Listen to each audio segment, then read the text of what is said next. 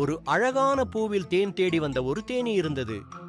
அந்த பூவின் மீது இறங்கிய தேனீ தன்னை மிகவும் அதிர்ஷ்டசாலியாக நினைத்தது. ஏனென்றால் அது ஒரு அழகான பூவின் மீது இறங்கியது மட்டுமல்லாமல் அந்த பூவின் மகரந்தத்தை உண்டு மகிழ்ச்சியாக இருந்தது. இந்த தேனீ போலவே நல்ல செயல்களை செய்யும் மனிதர்களின் மனம் ஒரு அழகான பூவை போன்றது. அந்த மனதில் கடவுளின் திருவடிகள் பதிந்திருக்கும். அவர்கள் இவ்வுலகிலும் மறு உலகிலும் இன்பமாக வாழ்வார்கள். இதை ஒரு கதையாக பார்த்தோம். திருக்குறளில் இன்று என்ன பார்க்கப் போகிறோம்? அதிகாரம் 1 கடவுள் வாழ்த்து பகுதியில குறள் 3 பார்த்தோம்.